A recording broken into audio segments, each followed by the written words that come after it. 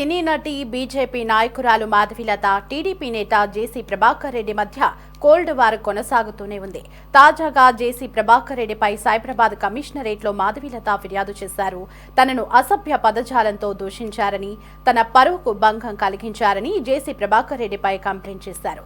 జేసీపై చర్యలు తీసుకోవాలని తన ఫిర్యాదులో పేర్కొన్నారు. తాను 15 ఏళ్లుగా సైబరాబాద్ కమిషనరేట్లోని రాయదుర్గం పోలీస్ స్టేషన్ పరిధిలో నివాసం ఉంటున్నానని, అందుకే జేసీ వ్యాఖ్యలపై సైబరాబాద్ లో ఫిర్యాదు చేసినట్లు తెలిపారు. ఇక ఇదే అంశంపై మరింత సమాచారం మా ప్రతినిధి గాలిబ్ ఫోన్ ఇన్ లో అందిస్తారు. గాలిబ్, చెప్పండి. ఎస్, మాధవీలత ఎవరైతే ఉన్నారో బీజేపీ నేత సినీ నటి మాధవీలత, అట్లాగే తెలుగుదేశం పార్టీకి సంబంధించి తాడిపత్రి మాజీ ఎమ్మెల్యే మున్సిపల్ చైర్మన్ గా ఉన్న జేసీ ప్రభాకర్ రెడ్డి మధ్య వివాదం ఇంకా కొనసాగుతుంది. జేసీ మాధవీలతపై చేసిన వ్యాఖ్యలకు సంబంధించి ఆమె ఇప్పటికే తీవ్రమైన మనస్తాపానికి గురయ్యారు. మా అసోసియేషన్ కూడా ఫిర్యాదు చేసిన నేపథ్యంలో తాజాగా సైబరాబాద్ కమిషనరేట్ లోని జేసీ ప్రభాకర్ రెడ్డిపై ఆమె ఫిర్యాదు చేయడం జరిగింది. తనను దూషించారంటూ, అసభ్య పదాలతో మాట్లాడారంటూ కూడా తన పరువును భంగం కలిగించిన జేసీ ప్రభాకర్ రెడ్డిపై చర్యలు తీసుకోవాలంటూ కూడా ఆమె ఫిర్యాదులో పేర్కొన్నారు. అనంతరం ఆమె దాదాపు 15 సంవత్సరాలుగా సైబరాబాద్ కమిషనరేట్ లోని రాయదుర్గం పోలీస్ స్టేషన్ లో నివాసం ఉంటున్నాను, అందుకే జేసీ వ్యాఖ్యలపై సైబరాబాద్ లో ఫిర్యాదు చేసినట్లుగా ఆమె పేర్కొనడం జరిగింది. అందుకు సంబంధించి ప్రధానంగా ఒక ఫిర్యాదుకు సంబంధించిన లేఖను కూడా ఆమె రిలీజ్ చేయడం జరిగింది. ఆ ఫిర్యాదులోని ఎప్పుడు ఈ ఘటన జరిగింది, 31 డిసెంబర్ 2024 ఒక వీడియో సంబంధించి తాను రిలీజ్ చేశాను. దాన్ని ఆధారంగా తీసుకొని జేసీ ప్రభాకర్ రెడ్డి తీవ్రమైన వ్యాఖ్యలతోనే, తీవ్రమైన పదజాలంతోనే తన మీద తను దూషిస్తూ ప్రెస్ మీట్ పెట్టి వ్యాఖ్యలు చేశారంటూ కూడా అందుకు సంబంధించిన వీడియో ఫుటేజ్ ను కూడా ఆమె అటాచ్ చేయడంతో పాటు ఎప్పుడు ఈ ఘటన చోటు చేసుకుంది, ఏ సమయంలో మాట్లాడారు అనే దానిపై కూడా పూర్తిగా ఫిర్యాదులోని ఆమె పేర్కొన్న పరిస్థితి స్పష్టంగా కనపడుతుంది. ఎందుకంటే జేసీ ప్రభాకర్ రెడ్డి అట్లాగే మాధవీలత మధ్య మాటల యుద్ధం 31 డిసెంబర్ నుంచి కూడా కొనసాగుతూ ఉంది.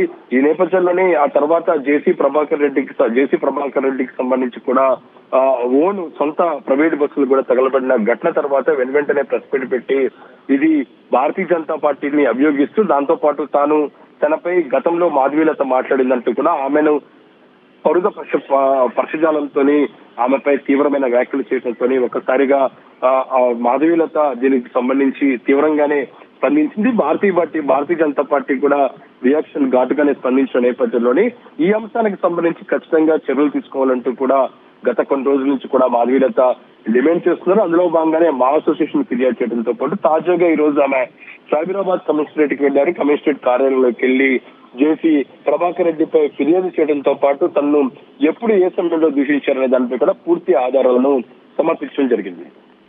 Right, thanks for the updates. అందరికీ నమస్తే అండి. మీ అందరికీ కూడా తెలుసు, ఫస్ట్ ఆఫ్ ఆల్ మీడియా మిత్రులందరికీ కూడా చాలా చాలా థ్యాంక్స్. ఒక ఆల్మోస్ట్ 13-14 డేస్గా రన్ అవుతుంది. సంక్రాంతి హాలిడేస్ కారణంగా లేట్గా కంప్లైంట్ చేయాల్సి వచ్చింది. లేదు అంటే చాలా అర్లియర్గానే కంప్లైంట్ సబ్మిట్ చేసేదాన్ని. జేసీ ప్రభాకర్ రెడ్డి గారు నా మీద చేసిన వ్యాఖ్యలకు నేను హర్ట్ అవ్వడమే కాదు, అండ్ మోర్ ఆఫ్ క్షమాపణ చెప్పేశాను కదా అయిపోయింది అంటే, సో ఒక సీనియర్ పాలిటీషియన్ ఏం ఎగ్జాంపుల్ ఇవ్వాలి అనుకుంటున్నారు?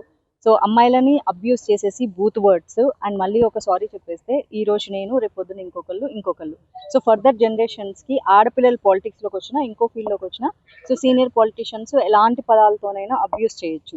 సో ప్రజలని సక్రమ మార్గంలో పరిపాలించాల్సిన నాయకులే ఇలాంటి బూతు మాటలు మాట్లాడేసేసి మాకు సరదా వచ్చేసింది, వయసుతో వచ్చింది, లేకపోతే ఆవేశంలో వచ్చింది అంటే వాళ్ళ ఫాలోవర్స్ కూడా ఎస్ దిస్ ఈజ్ రైట్, తప్పేముంది అని కూడా అంటున్నారు. సో ఇదే వాళ్ళ ప్రజలందరికీ నేర్పిస్తున్నారు. రేపొద్దున ఇంకొకరు కూడా అంటారు. సో అది నేను దాన్ని ఖచ్చితంగా ఖండించాలి అండ్ నా కోసం నేను ఫైట్ చేసుకోవాలి. అప్పుడే నేను అమ్మాయిల గురించి మాట్లాడే హక్కు నాకు ఉంటుంది. అండ్ నా మీద జరిగిన అబ్యూస్కి నేను నోరు మూసుకొని అయ్యో వాళ్ళు పెద్దోళ్ళు, వాళ్ళ గురించి మీడియా మిత్రులు అందరూ నాకు చాలా మంది ఫోన్ చేసి they are like very dangerous people, జాగ్రత్తగా ఉండు, వాళ్ళకి చాలా క్రిమినల్ బ్యాక్గ్రౌండ్ ఉంది, వాళ్ళ మీద చాలా క్రిమినల్ కేసులు కూడా ఉన్నాయి, సో నేను ఏమైనా అటాక్ చేయొచ్చు, ఇలాంటివన్నీ చెప్పినా కూడా జాగ్రత్తలు చెప్పారు. సో నిన్న మొన్న ఇంటర్వ్యూకి వెళ్ళినప్పుడు కూడా నాకు సేమ్ చెప్పారు, జాగ్రత్తగా ఉండు, they are very dangerous people అని.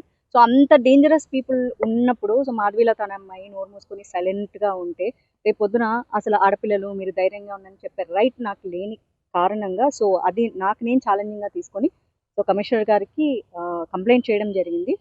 అండ్ ఏదైతే అబ్యూస్ చేశారో అండ్ వాళ్ళ బ్యాక్గ్రౌండ్ ఎలా థ్రెటన్ చేస్తున్నారు అండ్ అందరూ ఏమంటున్నారు అండ్ వాళ్ళ ఫాలోవర్స్ సో నాకు సోషల్ మీడియాలో ఎలాంటి థ్రెటన్స్ ఇస్తున్నారు అనే దాన్ని మెన్షన్ చేయడం జరిగింది. అండ్ సిన్స్ 15 days నాకు ప్రాపర్గా స్లీప్ కూడా లేదు, ఎందుకంటే అదొక ట్రోమా అయింది. నా కోసం నేను ఫైట్ చేసుకోకపోతే ఎలా అని.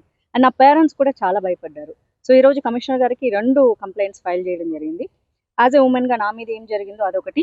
So she Smitha, Rashtriya Hindu Yuva Vahini which is runs by Rajnath Singh గారి ఆధ్వర్యంలో రన్ అవుతుంది. And I'm the Telangana spokesperson and she is the national vice president.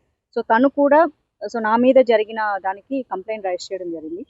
So ఒక స్ట్రాంగ్గా అన్ని వైపుల నుంచి కూడా నేను ఉమెన్ కమిషన్కి కంప్లైంట్ ఇచ్చా, హ్యూమన్ రైట్స్కి ఇచ్చా, అండ్ ఇప్పుడు కమిషనర్కి ఇచ్చా, అండ్ ఇప్పుడు పోలీస్ కంప్లైంట్ ఎఫ్ఐఆర్ ఫైల్ చేయబోతున్నాను. సో నెక్స్ట్ స్టెప్ అదే, ఒకసారి మిమ్మల్ని అడ్రస్ చేద్దామని చెప్పి వచ్చాను. కంప్లైంట్లో ఏమేమి విషయం ఏమీ మెన్షన్ చేయలేదు, వీడియో ప్రూఫ్ ఉంది కాబట్టి నేనేం వీడియో చేశాను, ఆయన ఎలాంటి పదాలు యూజ్ చేశారు అండ్ దానివల్ల నేను నా ఫ్యామిలీ ఎలాంటి ట్రోమాకి గురయ్యామో. ఎందుకంటే మా చుట్టాలందరూ కూడా ఫోన్ చేసి వాళ్ళు ఎంత డేంజరస్ పీపుల్ అని మా పేరెంట్స్కి చెప్పడం జరిగింది.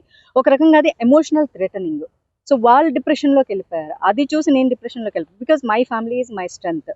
సో అమ్మ నాన్న వయసు అయిపోతున్న వాళ్ళంతా డిప్రెషన్లోకి వెళ్ళిపోతే నాకున్న ఒకే ఒక స్ట్రెంగ్త్ నా పేరెంట్స్. సో వాళ్ళ దగ్గర నుంచి థ్రెటన్స్ అండ్ సోషల్ మీడియాలో చాలా థ్రెటన్స్ వస్తున్నాయి నాకు. అంటే శ్రీరెడ్డి పేరు కూడా మెన్షన్ చేశారు అని వార్తలు వస్తున్నాయి, వాస్తవమైన కంప్లైంట్ కాపీ? What?